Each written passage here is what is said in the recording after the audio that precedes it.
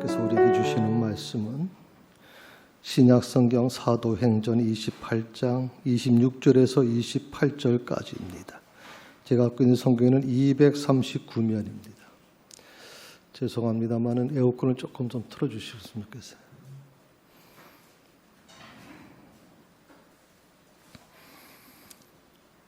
사도행전 28장 26절에서 28절까지입니다.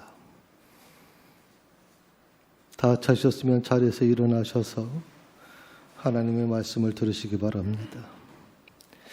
일러스되 이 백성에게 가서 말하기를 너희가 듣기는 들어도 도무지 깨닫지 못하며 보기는 보아도 도무지 알지 못하는도다. 이 백성들의 마음이 우둔하여져서 그 귀로는 둔하게 듣고 그 눈은 감았으니 이는 눈으로 보고 귀로 듣고 마음으로 깨달아 돌아오면 내가 고쳐줄까 함이라 하였으니 그런즉 하나님의 이 구원이 이방인에게로 보내진 줄 알라. 그들은 이것을 들으리라 하더라.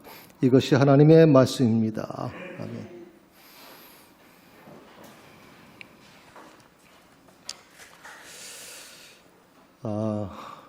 총회에서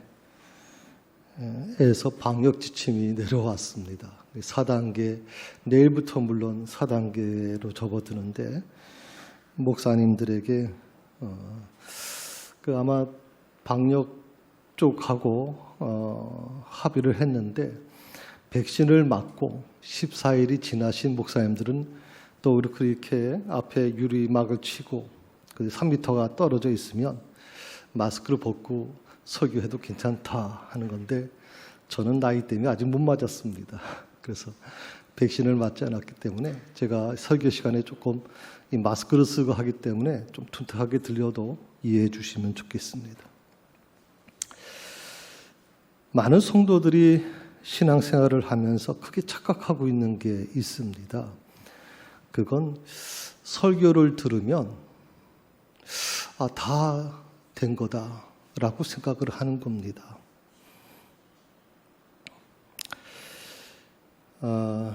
그래서 따로 성경을 읽을 필요도 없고 주일날 예배 드리면서 목사님 설교 다 들었는데 그래서 우리 개신교인들이 참 성경 읽지 않습니다. 참 성경 읽지 않습니다.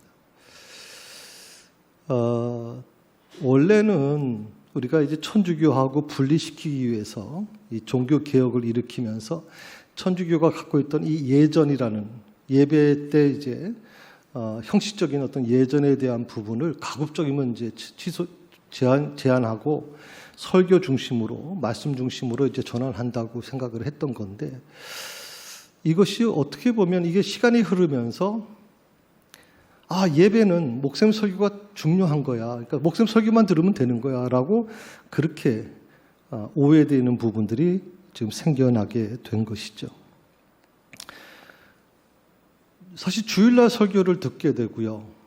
또 저희 교회는 이제 따로 말씀을 드리지만 새벽기도 때 설교를 따로 안 합니다만은 설교를 새벽기도부터 해가지고 듣다 보면 일주일 내내 설교를 듣습니다.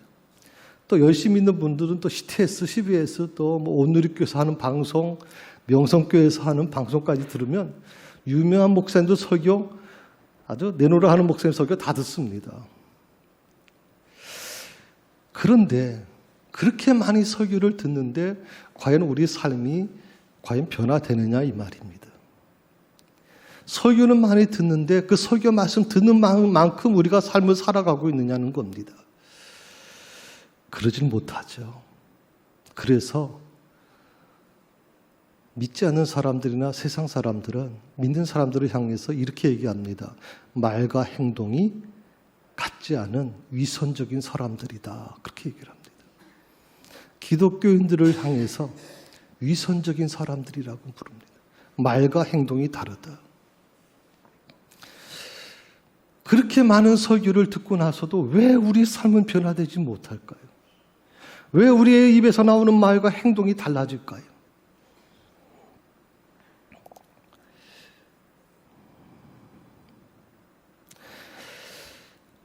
이 설교 말씀을 듣는 것이 가르침을 받았다고 착각을 하고 있는 것이 아닐까 하는 생각이 듭니다. 사실 어떻게 보면 믿음이 성장되는 거, 또 성경을 믿게 되기까지가 저는 쉽지 않다고 생각을 하거든요. 그건 쉬운 일이 아닙니다. 처음에 교회 등록을 해서 하나님의 말씀을 읽고 그 말씀대로 순종하고 그 말씀에서 나타나는 기적이나 수많은 이해하지 못하는 이 현실 속에서 이해할 수 없는 일들을 우리가 그걸 믿음으로 받아들이기까지가 쉬운 게 아니거든요. 그런 과정에 대해서 우리가 이 설교 말씀만 들으면 다 된다라고 생각하는 이 부분이 어떻게 보면 굉장히 조금 문제를 일으키고 있는 것이 아닌가 생각을 해봅니다. 그래서 새벽 기도를 가급적이면 설교 중심에서 기도 중심으로 전환을 한 것이고요.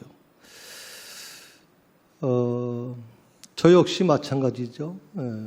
늘 설교를 매일매일마다 설교를 준비해서 설교를 선포하는 쪽으로 갔다면 저도 새벽 기도 시간에 나와서 혼자 저도 역시 기도하는 훈련을 하고 있습니다. 기도하는 쪽으로 전환하고 있는데 우리가 항상 그런 생각을 해보죠. 가르침을 받으려고 하면 먼저 해야 될 일이 있다는 거죠. 그게 뭐냐면 가르침을 받을 수 있는 마음의 자세, 그게 되어 있어야 된다는 거죠. 마음의 자세가 되어 있어야 된다.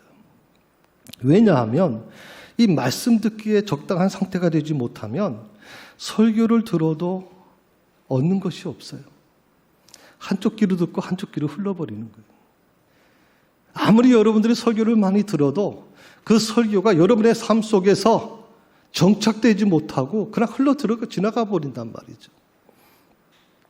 성경을 많이 읽어도 마찬가지입니다.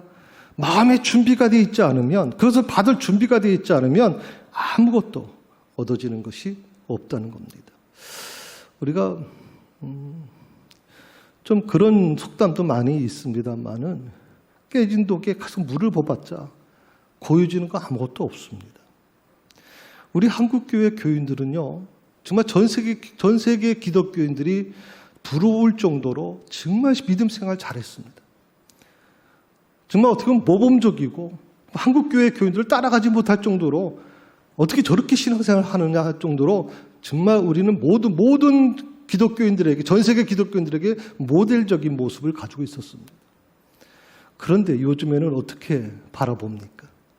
그렇게 예배 많이 드리고 그렇게 성경 공부 많이 하더니 한국교회 교회가 오히려 더 후퇴되고 무너지고 있다는 걸 전 세계가 지금 얘기하고 있단 말이에요. 전 세계 교회가.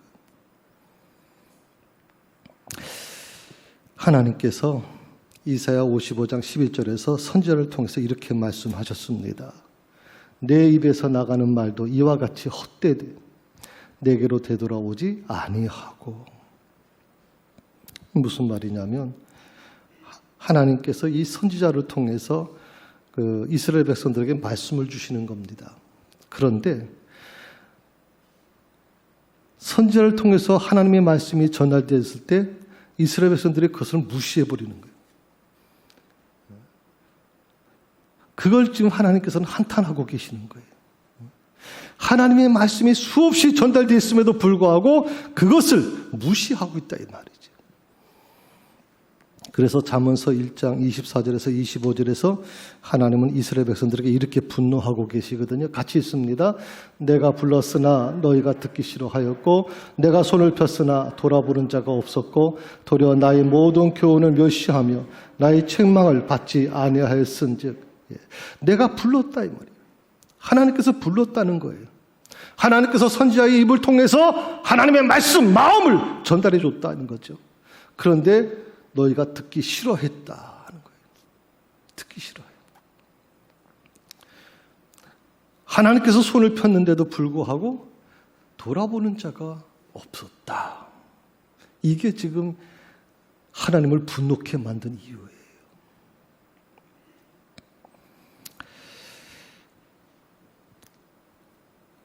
아무리 설교를 열심히 여러분이 들어도 오늘 이 말씀대로 하면 듣기 싫어하는데 무슨 의미가 있겠어요? 듣기 싫어하는데.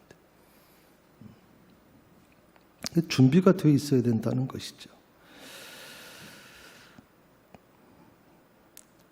주님은 마태복음 11장 25절에서 26절에서 이 점을 이렇게 밝히고 있어요. 같이 읽습니다. 예수께서 이르시되 천지의 주제이신 아버지여, 이것을 지혜롭고 슬기는 자들에게는 숨기시고 어린아이들에게는 나타내심을 감사하나이다. 옳소이다. 이렇게 된 것이 아버지의 뜻이니이다. 여기서 두 가지가 서로 대비되고 있습니다. 두 가지 개념이. 하나는 지혜로운 자들과 그 다음에 지혜롭고 슬기 있는 자들과 어린아이들을 대비하고 있습니다. 그런데 지혜롭고 슬기 있는 자들에게는 숨기셨다라고 하는 거예요. 숨기셨다. 그리고 오히려 어린아이들에게는 나타내셨다라고 얘기하고 있어요. 그 모든 것이 숨기시고 나타내셨다라고 하는 이 부분이 어디에 연결되냐면 이것이라고 하는 것에 연결되어 있어요. 이것이 뭐냐는 거죠. 하나님께서 지혜롭고 슬기로운 자에게 숨기시고 어린아이들에게는 나타내셨던 이것이 과연 뭐냐? 바로 회개라고 하는 거예요. 회개라는 거.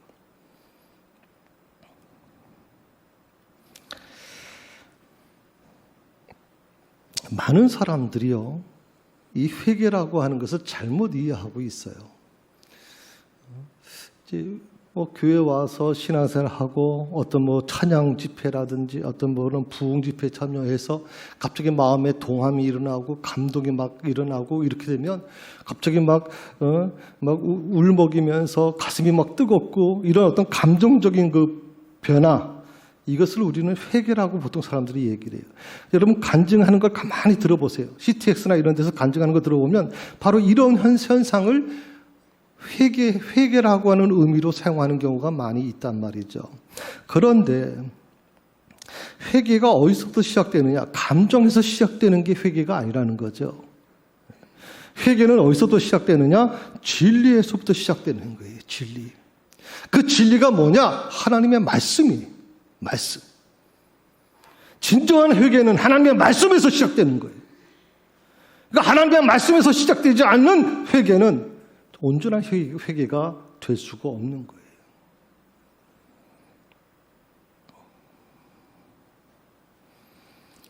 그런데 대부분 성도들이 어떻습니까?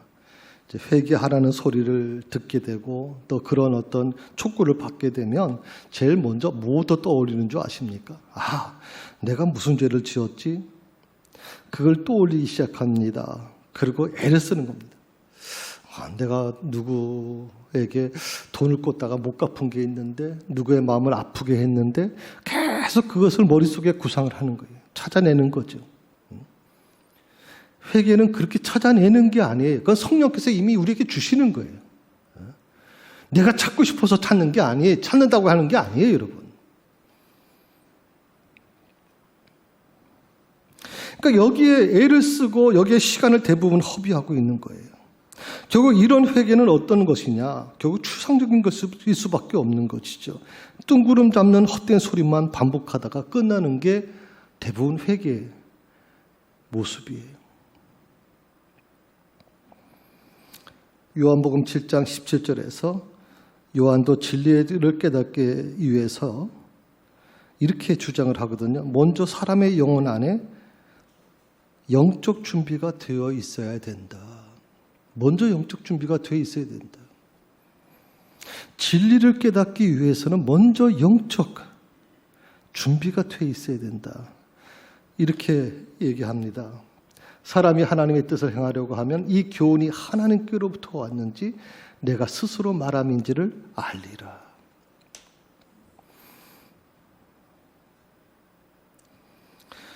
아무리 듣기 좋은 얘기고 아무리 정말 고상하고 많은 사람들에게 감동을 주는 말이라 할지라도 이 교훈이 하나님께로부터 왔는지 내가 스스로 말하는지를 알 것이다라고 말씀하고 있는 거예요.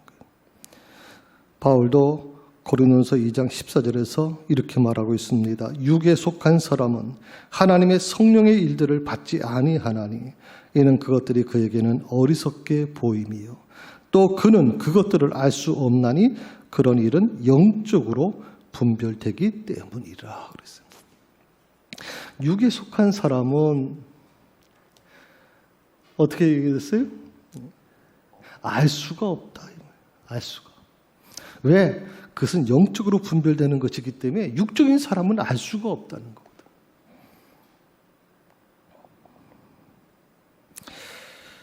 오늘 우리가 읽은 이 본문의 말씀은 바울이 이제 구약 성경을 인용하는 구절입니다. 특히 그 26절, 27절은 바로 그것을 얘기하고 있거든요. 그 말씀의 내용은 뭐냐면 하나님께서 말씀을 깨닫지 못하는 이스라엘 백성들에 대해서 탄식하는 말씀이 그 안에 담겨져 있어요. 사람이 동물과 근본적으로 다른 게 있어요. 동물은 그저 보고 듣는 것에 끝쳐요. 보고 들어요. 그래서 사람은 하나가 더 나가요. 그게 뭐냐면 깨닫는 거예요. 본 것과 듣는 것을 깨닫는 거예요. 그리고 그것을 돌이키는 거예요. 그게 인간이 동물과 다른 거예요. 근데 사람들이 깨닫지 못하고 그냥 보고 듣는 것으로 삶을 살아간다면 얼마나 이건 비극적인지 몰라요. 그런 사회, 보고 듣는 것만 익숙해져 있는 그 사회는 그건 올바른 사회가 아니에요, 여러분. 내가 누구인지를 깨닫지 못한다면 어떻게 될까요? 내가 무엇을 해야 되는지 그 사명을 깨닫지 못하게 된다면 어떻게 될까요? 이런 분들은 겉모습은 분명 기독교인은 맞아요. 그런데 속 사람이 거듭난 사람이 되지 못하는 거예요. 속 사람이 병들어 버린 거예요. 진짜 중요한 건 겉사람도 중요하지만 속 사람이 중요한데 겉에는 기독교인의 모습이에요. 겉으로는 목사야. 겉으로는 장로고 집사야. 그런데 그 속 사람은 전혀 그렇지 않다 이 말이에요. 이것이 바로 지금 우리 한국교회가 겪고 있는 고통이고 아픔이에요, 여러분. 그래서 세상 사람들은 우리를 보고 위선적이라는 말을 쓰는 거예요. 위선적이라는 말.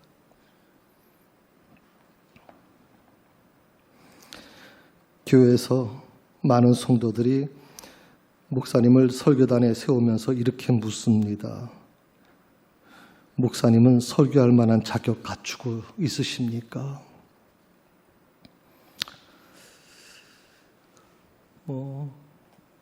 그럴 수 있죠. 이런 물은 던질 수 있습니다. 목사님이 설교할 만한 자격 갖추고 있느냐? 잘못된 질문은 아니라고 생각해요. 그런데 이것보다 더 시급하게 던져야 될 질문이 있어요. 그게 뭐냐면 자신에게 먼저 던져야 돼요. 나는 우리 목사님의 설교를 들을 자격을 갖추고 있는가?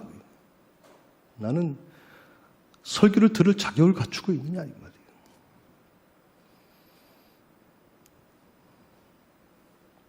물론 목회자들 중에서도 문제 있는 사람들이 많이 있을 겁니다. 그러나 중요한 것은 듣는 자로서 나는 준비가 돼 있느냐라고 그것을 자신에게 물어야 되는 겁니다. 자신에게. 근데 이걸 묻지 않는 거예요.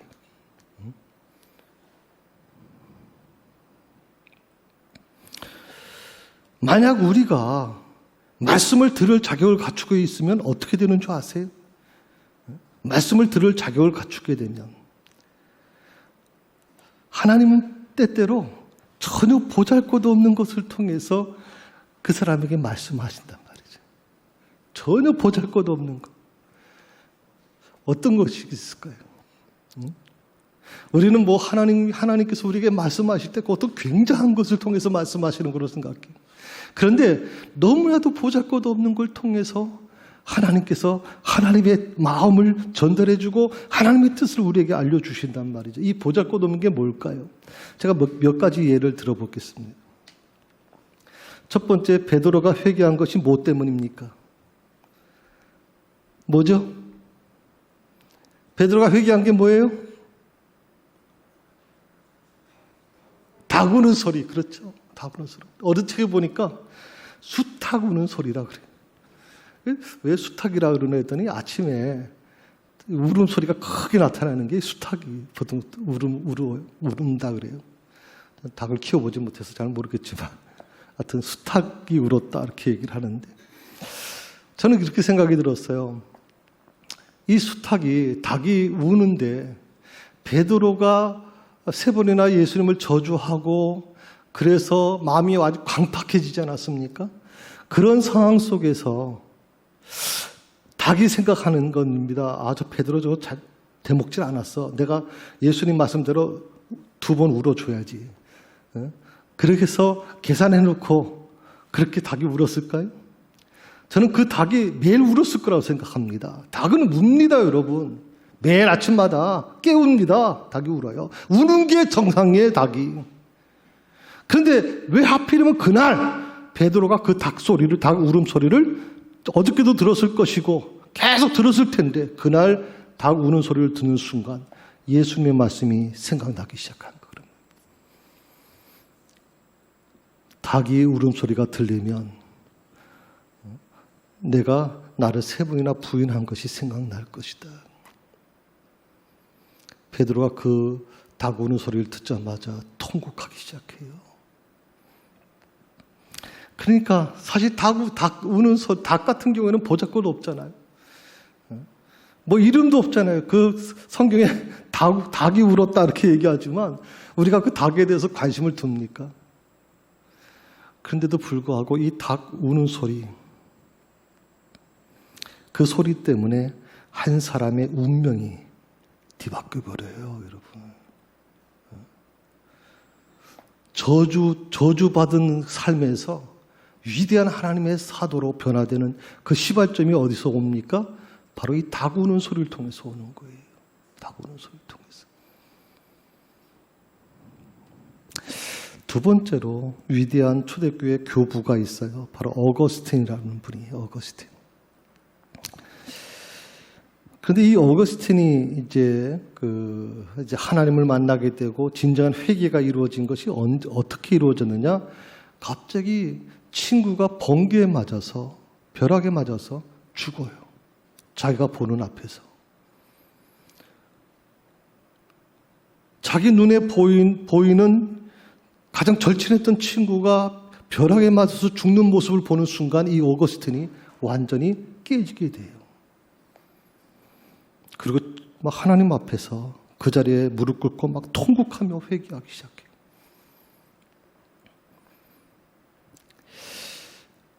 사실 벼락이라는 거, 번개라고 하는 것은 뭐 그 순간, 그 시간만 내리친 거 아니잖아요. 수시로 우리가 이 번개에 벼락이 많이 치잖아요. 근데 왜 하필 그때 그 친구, 어거스틴이 가장 아끼던 그 친구에게 벼락이 떨어졌을까요? 그리고 그것을 보는 순간 어거스틴은 자기가 갖고 왔던 모든 것들을 하루아침에 뒤바꿔버리죠. 보잘것없는 것인데 한 사람의 운명을 뒤바꿔버린다 이 말이죠.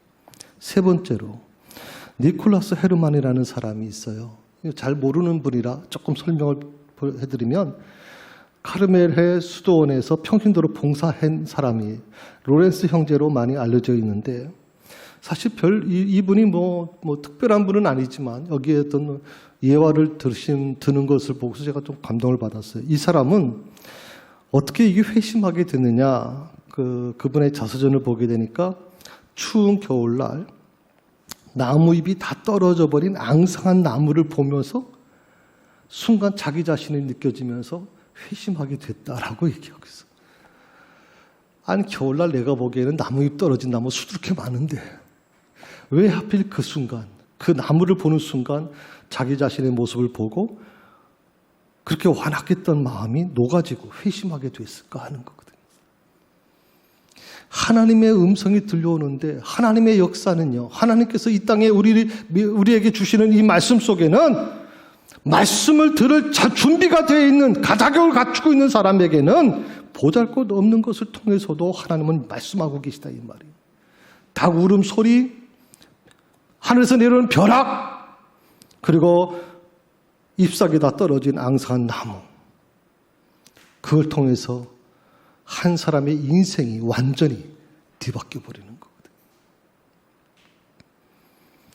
이런 것들이 분명히 우리에게 가르쳐주는 한 가지 사실이 있어요. 들을 준비가 된 사람의 마음에 하나님의 말씀이 들린다는 거예요. 들을 준비가 되어 있는 사람에게 하나님의 말씀이 들린다. 수탉 울음소리가 얼마나 많이 울렸을까요?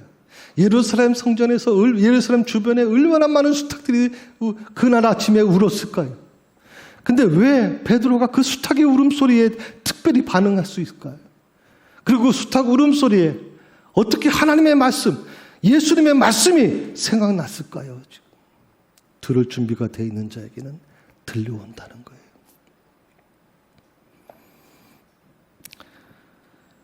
바꿔서 말하면 들을 준비가 되어 있지 않은 사람은요, 어떻게 돼요? 아무리 말씀을 들어도 아무것도 듣지 못하는 거예요. 아무리 많이 들어도 들을 준비가 되어 있지 않은 사람은. 그래서 좋은 설교자만큼이나 정말 중요한 게 있는데 말씀을 들을 준비가 된 좋은 성도가 되는 거다. 말씀을 들을 준비가 되어 있는. 어떻게 설교를 들어야 되느냐?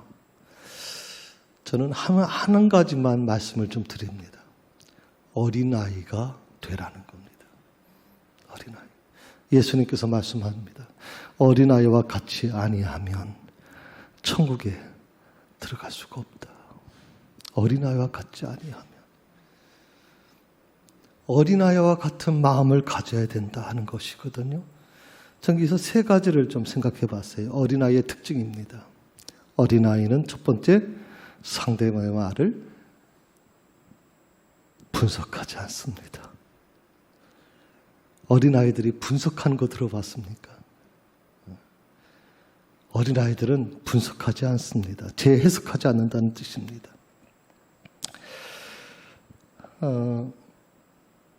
사실 분석하는 것은요, 우리가 점점 나이가 들어가서 어른이 되면서 과학적인 그런 사고, 여러 가지 어떤 학문적인 어떤 그런 기초가 된 사람들이 점점점 말씀을 순수하게 듣질 아니하고 그것을 재해석하고 분석하기 시작하는 거죠. 제가 우리 교회 초창기 20년 전이라고 생각하는데 그분 한 분이 신학 공부까지 하신 분이 계셔요. 근데 그분은 제가 이제 신방을 갔더니 웃으면서 이런 얘기를 해요. 목사님, 저는요, 목사님들 설교 한 5분만 들으면 목사님들의 설교가 머릿속에 딱 구조가 나온대. 그러면 5분 정도 듣다 보면 내가 생각한 대로 저 설교가 그렇게 나오겠구나. 그리고 어떤 목사님의 설교를 듣다 보면 저 설교 어디서 베꼈구나. 다 느껴지는 거예요. 그러면 5분 정도 설교 들으면 더 이상 들을 게 없는 거예요. 그래서 5분 정도 설교 듣고 나서 잠잔대요. 들을 게 없다는 거죠. 그건 저에게 좀 안 좋은 뜻으로 얘기한 게 아니라 저는 그런데 자신은 그런데 목사님 설교 들으면서 저는 5분이면 잠잘 줄 알았는데 목사님 설교는 양파 껍질 벗기는 것 같아서 설교 끝날 때까지 자기 잠을 못 자게 한다고 그렇게 얘기해서 좋은 얘기 해주려고 해준 건 사실이에요.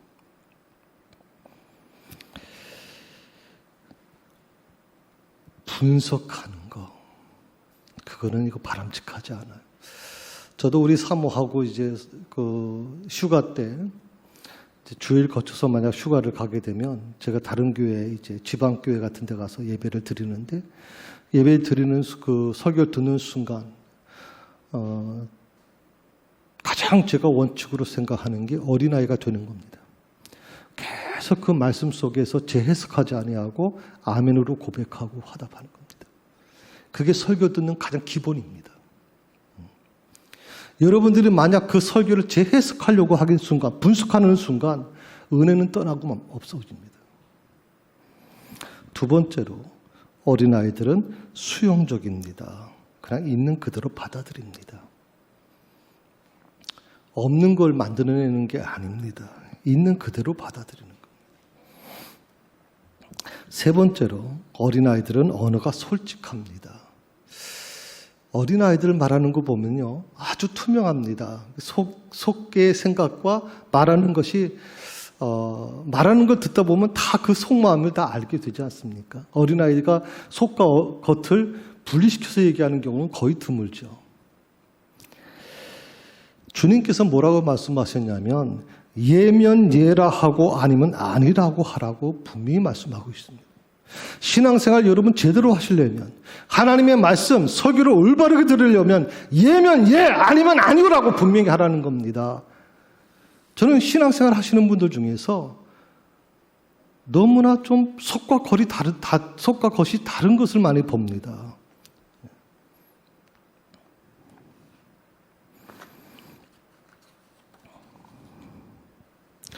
전 하나님 믿는 성도들은요, 좀 솔직했으면 좋겠습니다. 솔직했으면 좋겠습니다.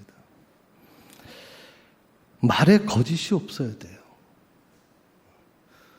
말에 진실함이 있어야 돼요. 저는 그게 굉장히 중요하다고 생각을 해요. 이런 사람들이 설교를 들을 때 그 말씀이 하나님의 말씀으로 들어와서 그 사람의 삶을 변화시킬 수 있다고 저는 믿습니다. 성도 여러분, 우리는 말씀을 수없이 듣고 있습니다. 그런데 왜 내 마음에는 깨달음이 생기지 않을까요? 왜 내 마음에는 믿음이 성장되지 않을까요?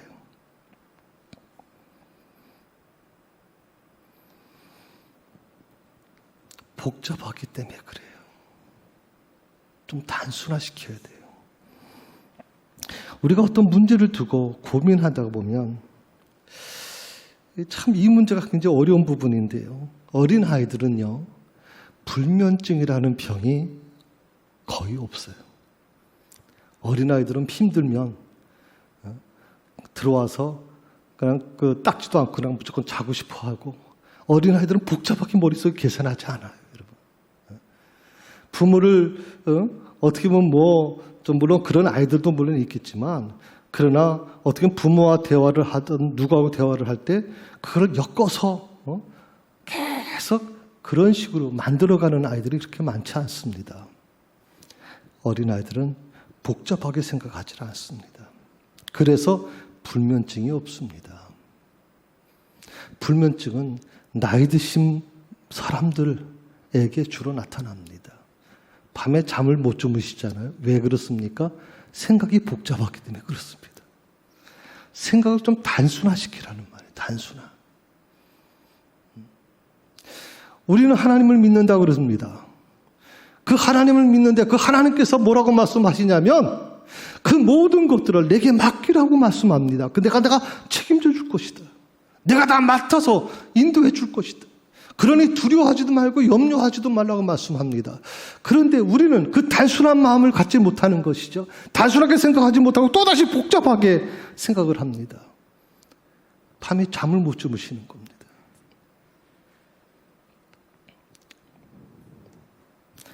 생각을 단순화시키십시오.